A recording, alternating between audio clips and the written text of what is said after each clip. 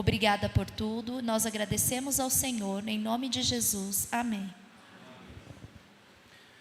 O que é cristianismo? Ou o que é uma verdadeira vida cristã? Como podemos vivê-la verdadeiramente? Cristianismo é, em suma, uma religião que difere de todas as outras religiões do mundo, sobretudo no que diz respeito à nossa relação com Deus e à nossa relação com o nosso próximo. O cristianismo verdadeiro é aquele que prega o amor de Deus por meio da obra de Cristo Jesus, o nosso Senhor. O verdadeiro cristianismo não promove a guerra santa e nem a morte daqueles que não professam a mesma fé que a nossa. O cristianismo verdadeiro nos ensina que devemos amar até mesmo os nossos inimigos e orar por aqueles que nos perseguem. O verdadeiro cristianismo é aquele que resume a lei e os profetas em dois grandes, mas simples mandamentos, que se resume em amar. Amar a Deus, o teu Deus, de todo o teu coração, de toda a tua alma e com todas as tuas forças, e amar o teu próximo como a ti mesmo. O cristianismo verdadeiro é aquele que ensina que quando alguém te bater na face direita, você não deve revidar, pelo contrário, você deve voltar a outra face. Ao que quiser demandar contigo e tirar a sua túnica, você deve deixar com ele também a capa. E se alguém te obrigar a andar 6 quilômetros, aqueles que têm preparo físico, caminhem 12 quilômetros com ele. Esse é o cristianismo verdadeiro. É o cristianismo que não rejeita o pedido do seu próximo, ainda que seja um inimigo, mas que ama incondicionalmente, segundo o modelo perfeito daquele que nos salvou, daquele que nos deixou tais instruções, Jesus Cristo. Esse cristianismo de amor abnegado, de compaixão pelas almas crentes e também descrentes, nem sempre é fácil de ser vivido. É fácil de compreender, de entender que devemos amar, mas de colocar em prática esse amor que vem do próprio Deus, que se manifesta na pessoa de Cristo, e colocar em prática, em comunhão uns com os outros, não é uma tarefa muito fácil. Sobretudo, quando somos diretamente atingidos, maltratados, subjugados, traídos, feridos, ofendidos, injustamente, ultrajados, desprezados, principalmente por aqueles que se dizem nossos irmãos e que às vezes professam ou comungam da mesma fé que a nossa. É certo que todos nós já tivemos em alguma ocasião ou já vivenciamos algumas circunstâncias de contenda, de desavença, de conflitos com alguns irmãos nossos no seio da própria igreja. E não podemos negar que esses fatos existam e estão aí. Se você quiser saber mais sobre isso, leia a carta de Paulo aos Coríntios. Leia a carta de Paulo aos Coríntios e vocês vão ver como existem conflitos dentro da igreja, e não é do nosso tempo, mas é desde os primórdios da igreja cristã. E esses conflitos afetam e atingem direta ou indiretamente as nossas vidas, isso devido às concupiscências do pecado que ainda tende a remanescer ou deixa os seus remanescentes em nós. Mas a questão é como proceder em meio a tais conflitos, ou o que fazer em situações adversas que exigem de nós um posicionamento cristão.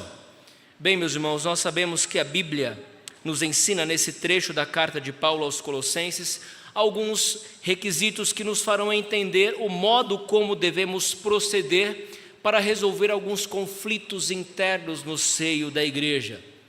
Na liturgia, o presbítero João leu uma pergunta que um discípulo fez a Cristo: quantas vezes eu devo perdoar um irmão? Ele sugeriu ainda um bom número, digamos assim, 7 vezes. Cristo respondeu: não, mas 70 vezes 7. E depois disso ele contou uma história.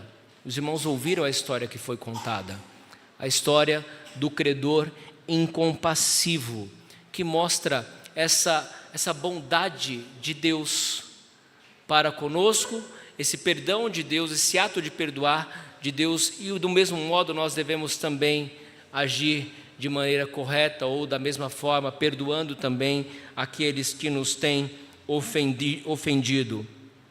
Na palavra de Deus também diz que no que depender de vós, tende paz com todos os homens. Essa carta de Paulo aos Colossenses foi uma das cartas que ele escreveu na prisão, junto com a carta aos Efésios, que nós também estamos expondo. Uma carta relativamente curta, mas com grandes verdades e ensinamentos preciosos para a vida cristã. E ele confirma que estava em prisão. Quando nós lemos no capítulo 4, versículo 10, ele mesmo testifica que estava em cadeias, algemado, mas mesmo assim ele se compadecia, ele se preocupava com as igrejas. E o ponto alto aqui da preocupação de Paulo, a igreja de Colosso, era a presença de falsos mestres, deturpando e ensinando falsos ensinos à igreja de Colosso. O que chamamos aqui de um proto ou início daquilo que viria a ser o gnosticismo, uma mistura de crenças, culto a seres angelicais, ordenanças, rituais de homens, também elementos do judaísmo. Você tem que observar festas, luas, abstinência a certos tipos de alimentos e a influência da filosofia, provavelmente proveniente dos gregos, sem o qual você não teria o conhecimento, o gnóstico, o conhecimento suficiente para chegar e manter a sua salvação, desviando o foco da salvação, que é somente em Cristo Jesus. E por essas questões, Paulo vai apresentar aqui a supremacia de Cristo, a obra de Cristo como a imagem de Deus, a plenitude daquele que é tudo em todos. Ele vai demonstrar a supremacia de Cristo nessa epístola de maneira majestosa. No finalzinho do capítulo 1, em todo o capítulo 2, ele vai mostrar a supremacia da pessoa e da obra e da suficiência de Cristo Jesus em face a todos esses falsos ensinos. E a questão é, como esses ensinos de Cristo têm moldado e mudado a nossa vida? E como esses ensinos de Cristo devem mudar os nossos velhos hábitos, mudar o nosso comportamento e o modo como lidamos com o nosso próximo? Esse é o ponto. Como a mensagem e os ensinos de Cristo afetam a sua vida, ou têm afetado a sua vida, o seu comportamento. Como é que nós conhecemos uma boa árvore? Pelos frutos. Como é que nós conhecemos um cristão? Pelo seu comportamento, pela sua vida, pelos seus hábitos, pelo seu cotidiano. E se nós observarmos no início do capítulo 3, nós vamos entender que Paulo explica a conduta da vida cristã, demonstrando esse contraste entre a velha natureza e a nova natureza pela qual os colossenses deveriam andar, viver e se portar a partir de então. Acompanhe comigo a leitura no início do capítulo 3. Portanto, ele diz: se fostes ressuscitados, porque outrora estáveis mortos em delitos e pecados, mas se fostes ressuscitados juntamente com Cristo, buscai as coisas lá do alto, onde Cristo vive, assentado à direita de Deus. Pensai nas coisas lá do alto, não nas que são aqui da terra, porque morrestes, e a vossa vida está oculta juntamente com Cristo em Deus. Quando Cristo, que é a nossa vida, se manifestar, então vós sereis manifestados, também sereis manifestados com Ele em glória. Ou seja, nós morremos e agora revivemos com Cristo, ressuscitamos com Cristo e temos agora uma nova vida. E o nosso dever agora é fazer morrer a antiga natureza, porque ela ainda tem os seus requisitos, deixa as suas marcas em nós.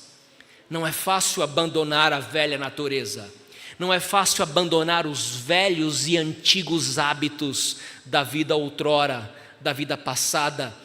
Não é fácil vencer os vícios do pecado, é difícil. Tente lutar contra o vício, tente vencer os vícios do pecado e você vai ver como é difícil travar essa batalha, mas é necessário, porque você morreu e ressuscitou em Cristo, e é em Cristo que você deve buscar força para vencer os velhos hábitos e adquirir uma nova natureza que se refaz em Cristo Jesus. É sobre isso que nós vamos tratar. E aqui no capítulo 3, versículo 5, ele continua: fazei, pois, morrer a vossa natureza terrena, a antiga natureza, que era marcada por o quê? Ele vai definir alguns adjetivos aqui dessa natureza terrena, dessa antiga natureza: prostituição, impureza, paixão lasciva, desejo maligno e avareza, que é idolatria. Por essas coisas é que vem a ira de Deus sobre os filhos da desobediência. Ora, nessas mesmas coisas andastes vós também noutro tempo, quando vivieis nelas. Percebam que Paulo escreve aqui a crentes. Ele está escrevendo à igreja de Colossos, está dizendo: olha, vocês viviam nessas antigas práticas da velha natureza no passado, mas vocês precisam continuar lutando contra elas, porque elas ainda estão lá. Então, fazei, pois, morrer, matem a cada dia essa velha natureza. Ora, nessas mesmas coisas andastes vós no outro tempo. Agora, porém, despojai-vos, igualmente de tudo isto: ira, indignação, maldade, maledicência, linguagem obscena no vosso falar. Não mintais uns aos outros, uma vez que vos despistes do velho homem com os seus feitos e vos revestistes do novo homem, que se refaz para o pleno conhecimento, segundo a imagem daquele que o criou. Esse é o nosso objetivo. Esse é o objetivo que Deus está operando na vida do crente agora. Deus está fazendo de você cada dia mais parecido com Cristo.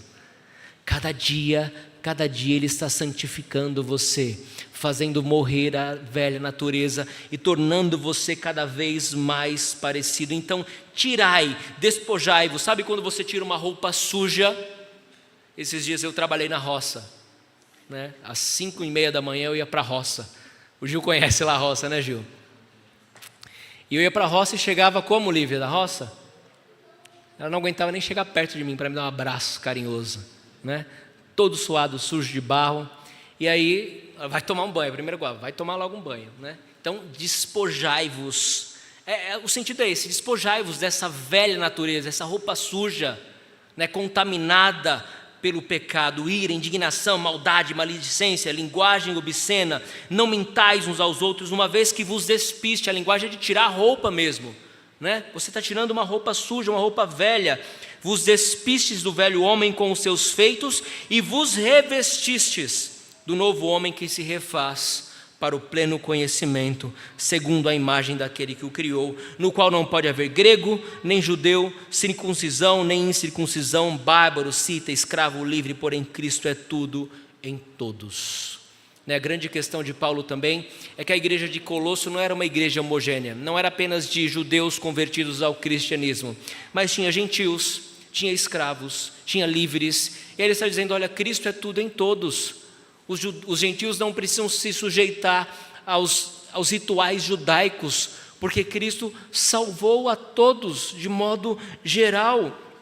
Então, não é grego, nem judeu, circuncisão, nem incircuncisão que vai salvar, mas Cristo é tudo em todos. Uma vez que o crente concebe essa verdade, que deve buscar as coisas lá do alto, onde Cristo está, bem como pensar nas coisas que são do alto e não nas que são terrenas, ele deve compreender que precisa deixar tudo aquilo que é terreno e pecaminoso, que está ligado à sua antiga natureza, ao velho homem. Isso diz respeito aos velhos hábitos que constituem pecado contra Deus, uma vez que nos despimos do velho homem. E viver, meus irmãos, de novas roupagens, acumular novos hábitos, não é uma tarefa fácil.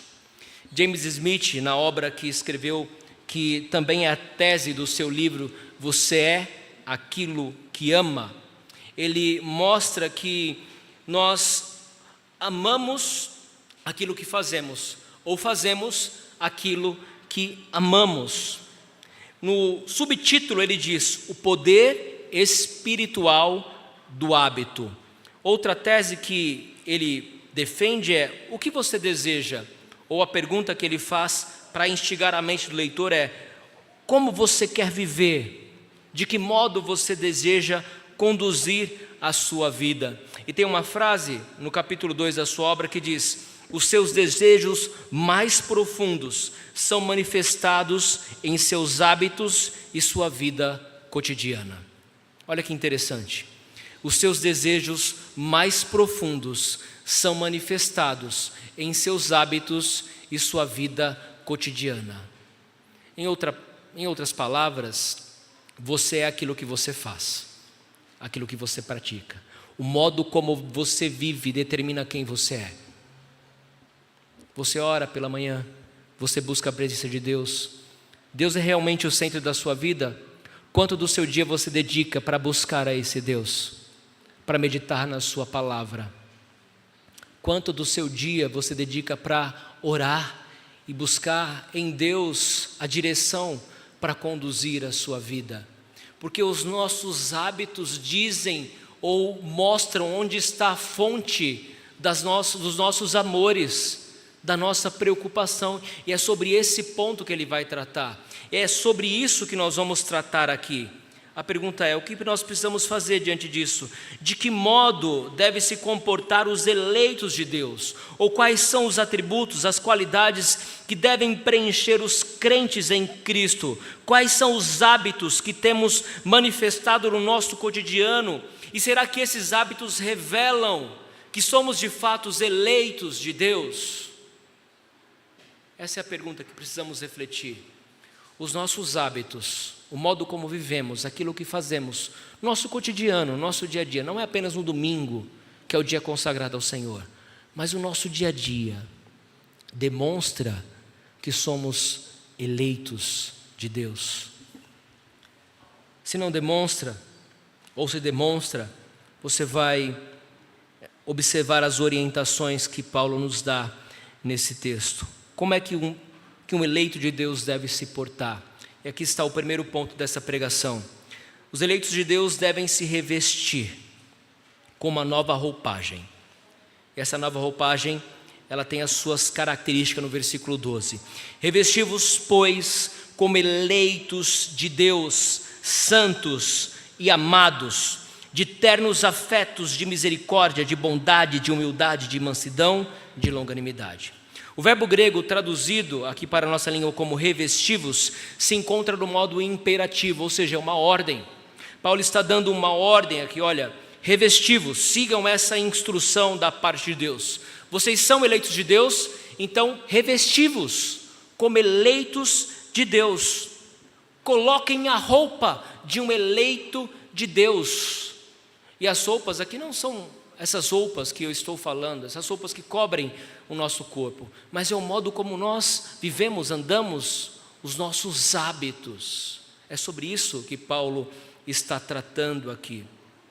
Quais são então as vestimentas que devem cobrir os eleitos de Deus? Qual roupa é apropriada para que o eleito de Deus possa então vesti-la? Qual é o modelo aqui de 2024, a nova tendência, desde os anos 2000, ou desde os primórdios do cristianismo até os nossos dias, pelo qual o crente deve se vestir? Qual é a roupa apropriada, uma vez que fomos comprados com o sangue de Cristo? O texto, meus irmãos, vai classificar algumas delas, mas antes disso, eu quero trabalhar o modo como ele se refere aqui aos crentes de Colosso. Primeiro, ele chama os crentes de eleitos de Deus, revesti-vos como eleitos de Deus. Então ele considera aqueles crentes de Colosso como eleitos de Deus. Sabemos que a eleição é algo que pertence exclusivamente a Deus. É Ele quem escolhe aqueles que lhe pertencem, aqueles que são chamados à salvação. Lá em Efésios, que nós já trabalhamos aqui no púlpito, diz que assim como nos escolheu nele antes da fundação do mundo para sermos santos e irrepreensíveis perante ele e em amor. Então nós consideramos que somos eleitos de Deus porque Deus nos amou antes da fundação do mundo e nos escolheu para pertencermos à família de Deus. Recebemos o dom da salvação gratuitamente, isso não há mérito nenhum em nós. A eleição é um dom da graça de Deus. Mas ele chama também esses irmãos de santos.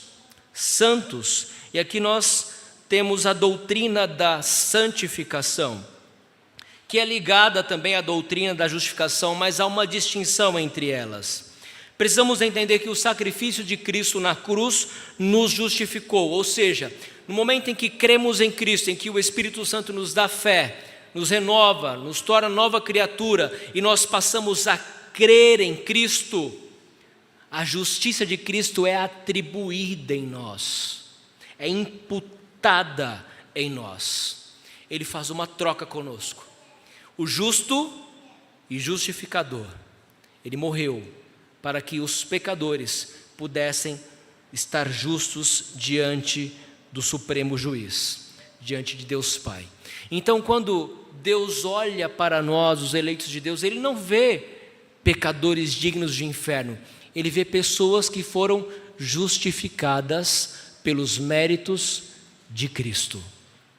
Mas agora, você está num processo, o processo de santificação, mas você já é santo diante de Deus. Por isso que ele diz, eleitos de Deus, santos.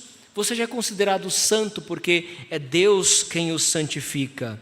E a palavra santo no Antigo Testamento é a palavra kadosh. Ele traz, esse substantivo traz em seu arcabouço, em sua raiz verbal, a ideia de cortar, de separar. Em outras palavras, algo santo é algo separado, tirado do uso comum e consagrado a Deus e ao serviço a Deus.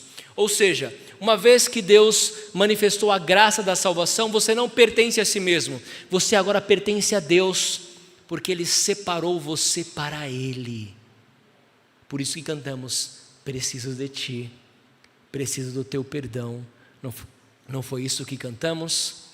Porque Deus nos separou para Ele, somos santificados, fomos cortados deste mundo e separados para viver para Deus a serviço do Senhor Jesus. Uma vez que fomos comprados e remidos com o sangue de Cristo, uma vez que fomos justificados, que recebemos a justiça, agora precisamos caminhar em santificação, caminhar em santidade diante de Deus. Só que a santidade é um processo.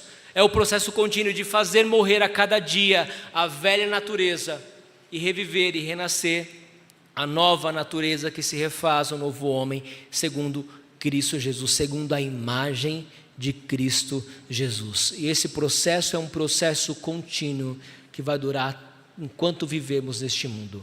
Enquanto vivermos e habitarmos nessa carne que está sujeita ao pecado, nós temos que seguir nesse processo de santificação. E não somos totalmente passivos nisso.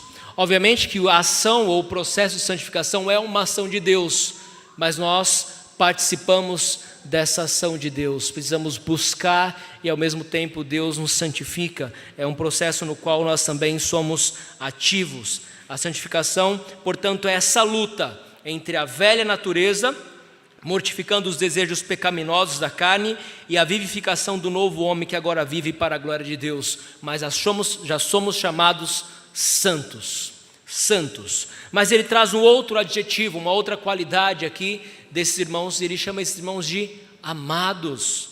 Não é assim que ele chama? Revestivos, pois, como eleitos de Deus, santos e amados.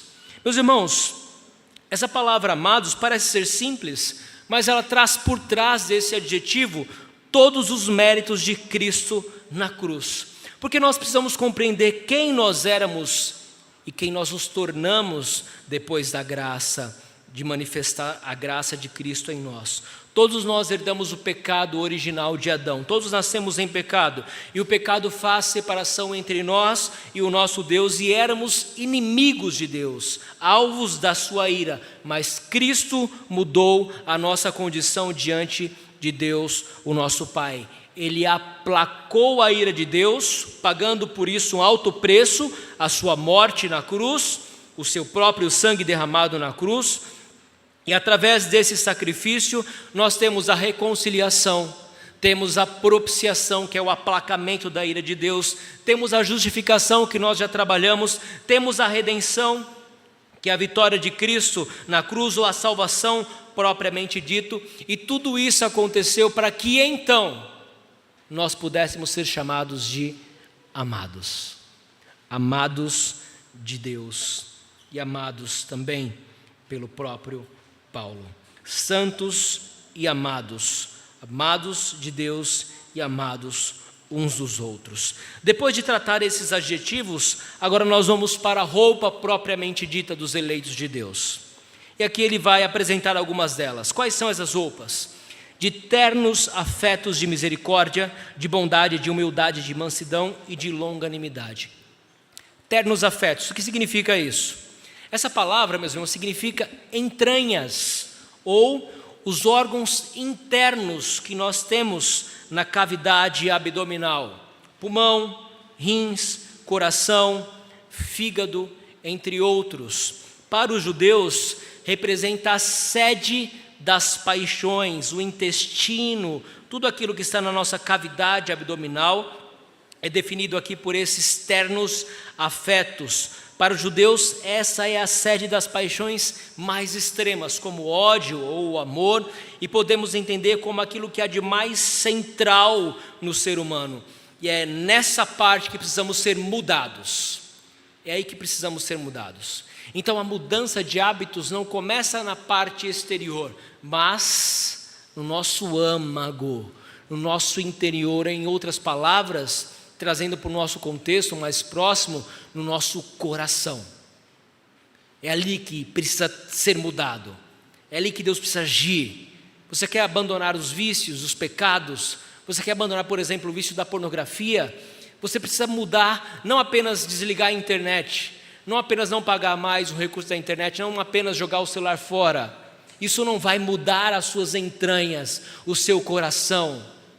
Você precisa mudar ou pedir para que Deus mude o seu interior, para que Deus trabalhe ali na sede, tirando esse desejo pecaminoso e arrancando esse desejo pecaminoso de lá.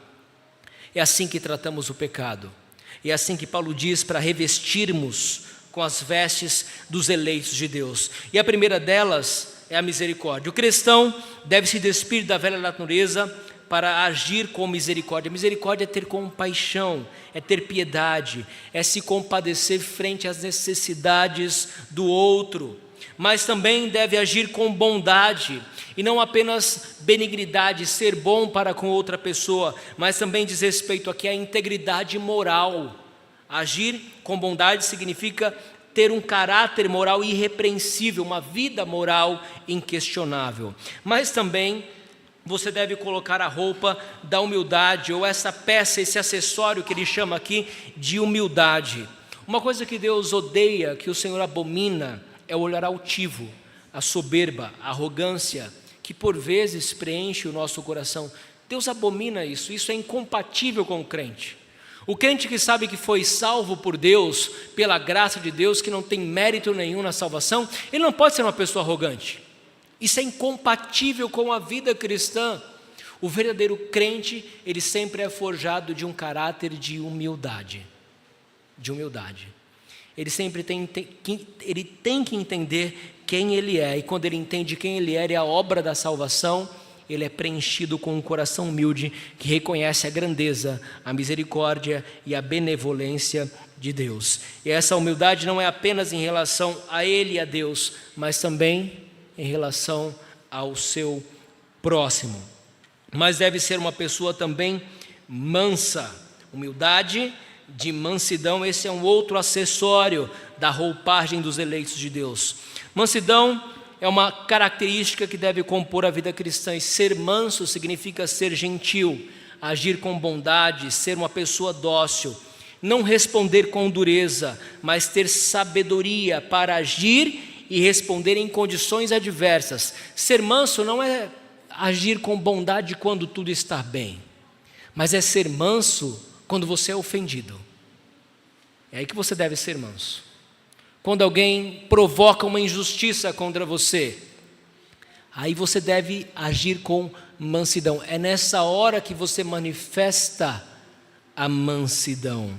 Moisés era considerado o homem mais manso que já houve sobre a face da terra. E se você ler o livro de Êxodo com calma, você vai ver quantas vezes aquele povo provou Moisés, provocou Moisés. Quantas vezes eles reclamaram contra Moisés. E estavam reclamando, né? Não contra Moisés, mas contra o próprio Deus. Então, mansidão é agir com bondade, ser gentil, mas principalmente em situações adversas. Mas ele diz também uma outra característica, um outro acessório aqui da roupagem dos eleitos de Deus, que é a longanimidade. Longanimidade significa ser tolerante, paciente, agir com complacência.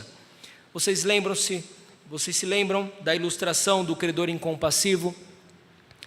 Aquele senhor perdoou a dívida do seu servo, que era uma dívida absurda, enorme, que se ele trabalhasse a vida toda e por 10 vidas, ele não conseguiria pagar. Mas aquele servo que foi perdoado pelo rei, ao sair, ele não perdoou o seu conservo.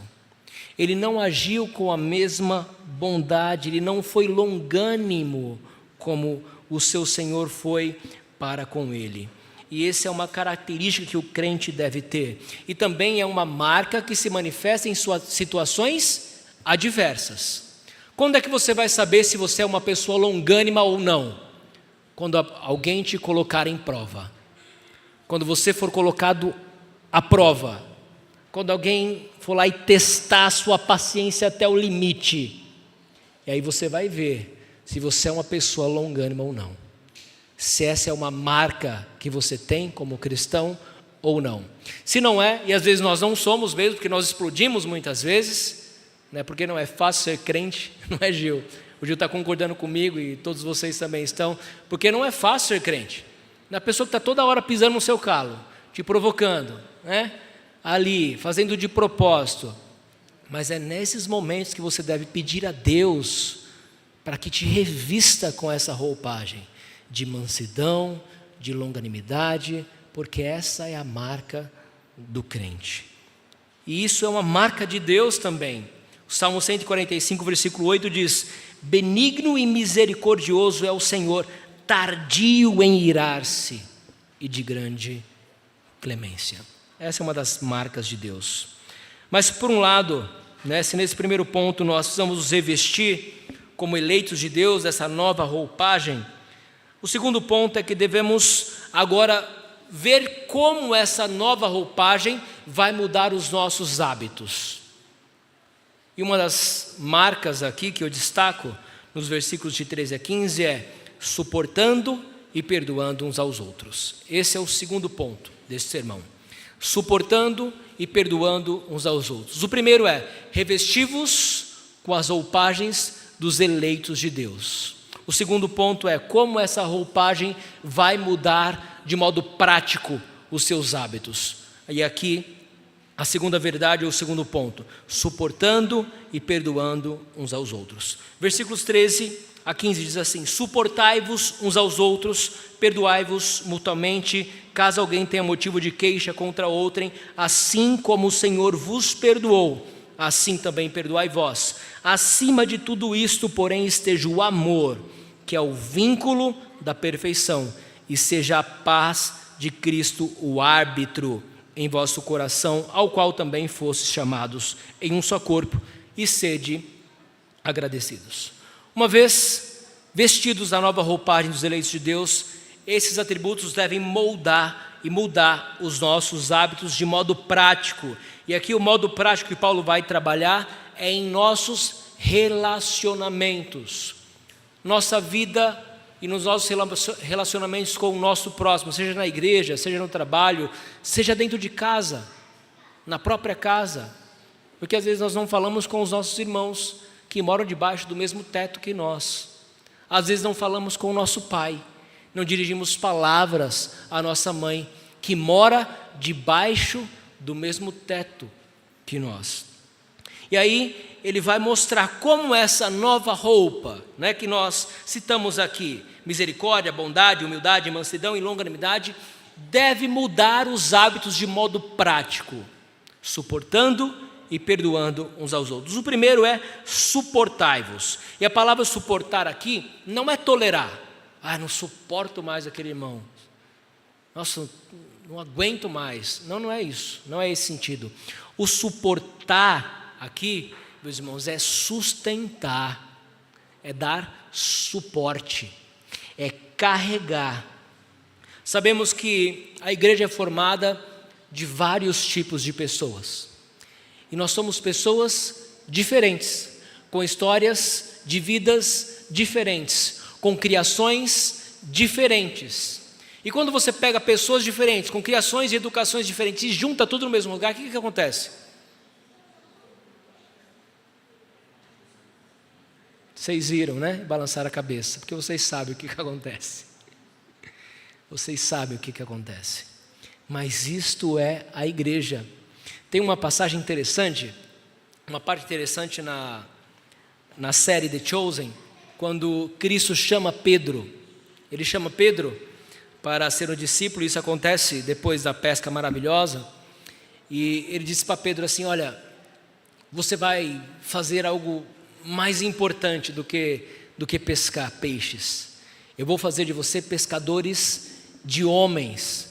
Então reúna o máximo de homens que você puder, e deixe que no final eu separo, eu coloco cada um no seu lugar. Porque quando Cristo pede para o barquinho para ele pregar, ele vai contar, né, a parábola da pesca, né, que o reino dos céus é semelhante ao homem que sai para pescar e ele joga, e essa rede pesca vários tipos de peixe, grandes e pequenos. E depois, né, os anjos vêm e separam, os homens vêm e separam os peixes pequenos. Assim também é o reino dos céus.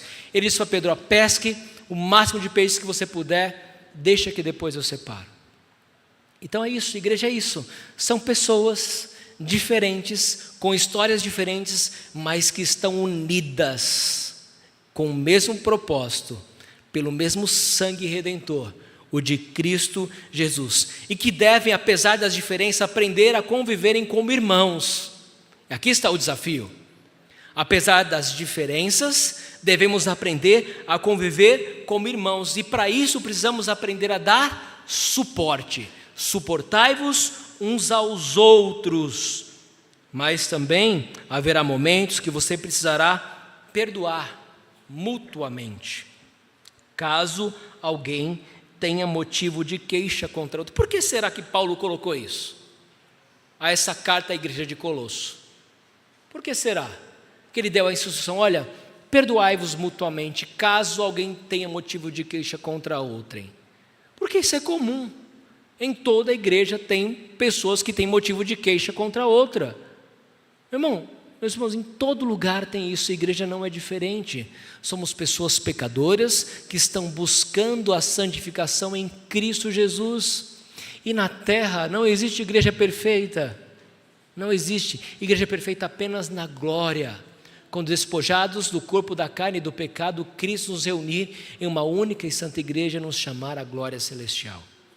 Mas enquanto vivemos na igreja visível, nós vamos passar por problemas, mas a questão é como lidamos com esses problemas. Cristo nos ensina, Paulo nos ensina nesta carta: perdoai-vos mutuamente, caso alguém tenha motivo de queixa contra outrem. E Cristo também nos ensina a oração do Pai Nosso. A oração do Pai Nosso implica que se nós não perdoarmos o nosso irmão, nós não podemos receber o perdão de Deus. Senhor, perdoa os nossos pecados, assim como nós temos perdoado aqueles que nos têm ofendido. Então isso implica em um perdão mútuo, porque fomos também perdoados por Deus. E a base para perdoar, meus irmãos, está aqui, logo abaixo do texto. Assim, versículo 13, a parte B: assim como o Senhor vos perdoou, assim também perdoai vós. Então, se você quer um incentivo, ou se você tem a pergunta: por que eu devo perdoar o meu irmão? Aqui está a resposta. Aqui está a resposta para você que questionou: por que eu devo perdoar fulano ou ciclano, se ele me fez tanto mal? Por que eu devo perdoar? E a resposta está aqui: assim como o Senhor vos perdoou, assim perdoai também vós. Nós não somos pecadores, terríveis pecadores? Cristo nos perdoou. Terríveis pecadores como nós, cometemos coisas terríveis contra Deus, ainda assim Ele não nos perdoou. Por isso devemos perdoar uns aos outros. O perdão do Senhor é a base para perdoarmos uns aos outros. Nós que fomos alvos da graça e do perdão de Deus, precisamos necessariamente, isso é obrigação do crente, perdoar os nossos irmãos. Ah, pastor, mas se ele não me procurar para pedir perdão, mas você sabe que ele tem alguma queixa contra você? Sei, então procure você. Procure você. Se alguém trazer a sua oferta, mas se lembrar que alguém tem alguma queixa contra você, deixe no altar a tua oferta, vai primeiro reconciliar-te com o seu irmão e depois vem e traga a sua oferta. Não é isso que Cristo disse no Sermão do Monte? Não é essa a instrução? Não é essa a instrução, irmãos? Então, veja que se você sabe que alguma pessoa tem um problema com você e essa pessoa não toma a iniciativa, tome você. Tome você a iniciativa, procure essa pessoa e resolva o problema. Porque é essa a instrução da palavra de Deus. Mateus 18, um pouco antes disso, também nos instrui. Se algum irmão pecar contra ti, vai arguí-lo entre ti e ele só. Eles vai dando os passos, né? Se ele te ouvir, ganhaste o teu irmão. Se não te ouvir, você chama 2 testemunhas. Se não ouvir, diz-o à igreja. Se ainda assim não insistir, aí considera como um gentil ou um publicano, alguém que não pertence à igreja. Mas você tem instruções para mostrar que é o ofendido que deve procurar o ofensor. Porque muitas vezes nós deixamos de manter a comunhão e exercer o ofício do perdão por causa do orgulho. Se o irmão não me procurar, ele vai ficar para lá e eu vou ficar para cá. Mas você sabe que tem um problema ali. Tem um elefante no meio da sala, mas todo mundo está ignorando. Você passa, o elefante está ali, você se espreme para dar a volta, se desviar do elefante, mas ninguém quer tratar e tirar o elefante do meio da sala. Meus irmãos, não é assim que funciona com a igreja. Nós precisamos entender que se há um problema, nós precisamos tratar esse problema. Se há alguma queixa, algum motivo de queixa contra o outro, perdoai-vos. E não é perdoar como muitas vezes nós perdoamos, mas quando temos oportunidade, jogamos tudo, no ventilador, e aí lançamos ao ar as coisas passadas. Perdoar é esquecer, é colocar realmente uma pedra e viver daqui em diante, como Deus nos perdoa. Não é assim que Deus nos perdoa? Imagine se a cada pecado que cometemos, Deus fosse trazer à memória aquilo que já fizemos, ou pecados de outrora, nós estaríamos perdidos. Mas perdoar de fato é apagar a transgressão e não se lembrar mais dela. É renovar e restaurar a aliança. Lembre-se, Ele levou sobre si as nossas transgressões e o castigo que nos traz a paz estava sobre Ele. Cristo morreu para nos trazer a paz e para vivermos em paz. Agora, o fundamento também, meus irmãos, é o amor. Acima de tudo isto, porém, esteja o amor, que é o vínculo da perfeição. Esse texto é riquíssimo, eu peço a paciência dos irmãos para a exposição. Acima de tudo isto, porém, esteja o amor que é o vínculo da perfeição. O amor é o fundamento, é a coluna no qual está alicerçada o perdão. Nós vemos a graça de Deus manifestada através do seu amor por meio da obra de Cristo. E nós que sentimos esse perdão de Deus, esse amor de Deus, a obra redentora de Deus, nós precisamos manifestar esse amor ao nosso próximo. Por isso que Paulo diz que acima de tudo isto, porém, esteja o amor, que é esse vínculo da perfeição. É o vínculo da perfeição. Duns Scott, um comentarista, ele comentando sobre este versículo, ele diz: é este amor, e só este amor, que é forte o suficiente para manter unida uma congregação de indivíduos diferentes. Olha que interessante. É só este amor que vem de Deus, que é o vínculo, aquilo que traz união, uma união perfeita. É só este amor que é forte o suficiente para manter unida uma congregação de indivíduos diferentes. Então, apesar das diferenças, o que nos mantém unidos é o amor de Deus, que foi manifestado em nós. E agora nós manifestamos uns aos outros, e é esse amor que nos torna como um só corpo, o corpo de Cristo. E aqui Paulo chama de vínculo da perfeição. Vínculo da perfeição. E no versículo 15, seja a paz de Cristo, portanto, o árbitro em vosso coração. No futebol, o árbitro desempenha um papel interessante. É ele quem controla e determina as regras do jogo. É ele quem aponta se foi falta, se foi pênalti. É ele quem dá as penalidades, o cartão amarelo, a expulsão com o cartão vermelho. E aqui Paulo institui um juiz, um árbitro em nosso coração, e esse árbitro não é qualquer pessoa, mas é a paz de Cristo. Então, se existe ou se deve existir algum juiz dentro do seu coração, que deve determinar o seu comportamento e os seus relacionamentos, esse juiz é a paz de Cristo. Seja a paz de Cristo, o árbitro, o juiz em seu coração. Ou seja, permita que a paz de Cristo dite as suas palavras, que não sejam as palavras ásperas, que não sejam as palavras de maldade, que mesmo ofendido você tenha sabedoria para responder com amor, para aplacar a ira, que mesmo ofendido você tenha sabedoria para agir com bondade, com mansidão, com longanimidade, com as roupas que nós acabamos de lidar, de tratar aqui. Essa paz que deve ser o juiz do seu coração. Mas a terceira verdade que eu quero que você guarde em seu coração é que o crente deve viver na palavra de Cristo.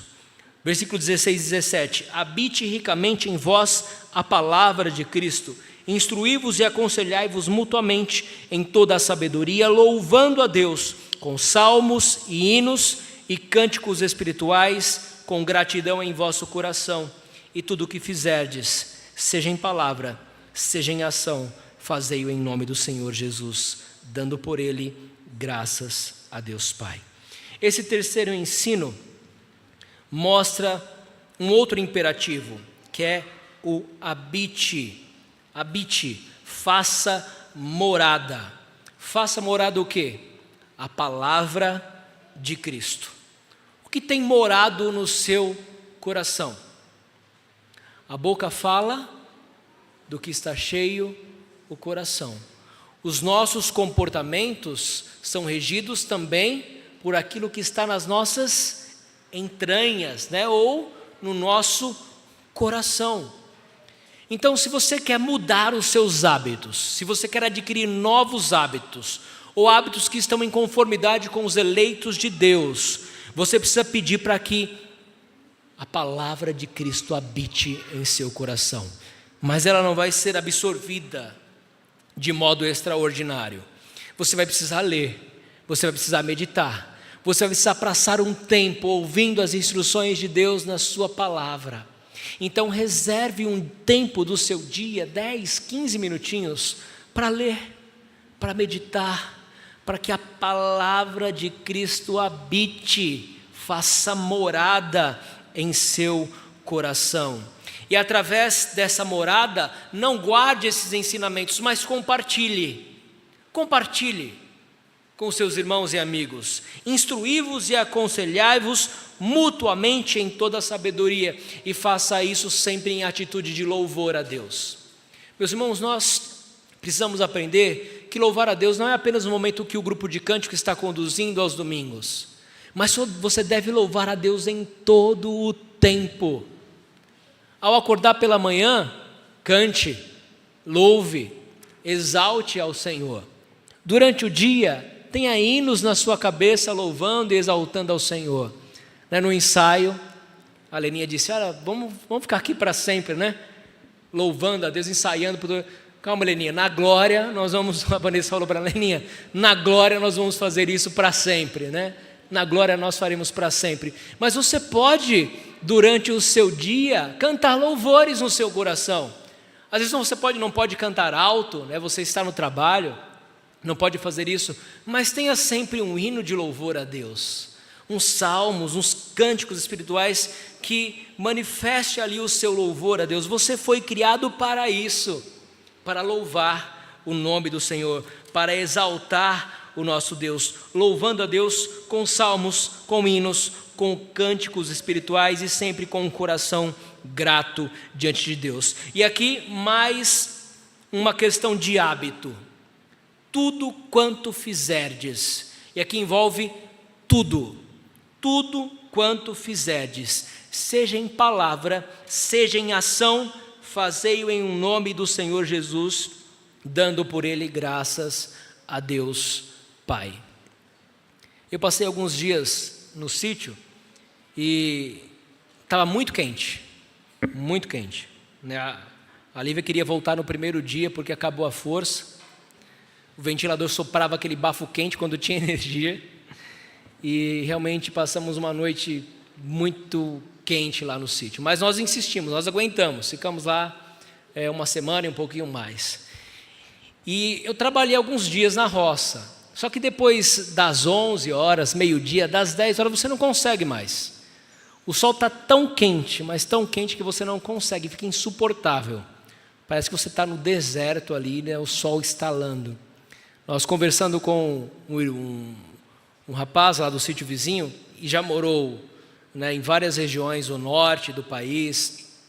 Ele disse que de todas as... Seu Orlando, Léo, que de todas as regiões que já morou, quais foram os estados que ele morou? Tocantins, Pará, né, já morou em várias regiões que são bem quentes.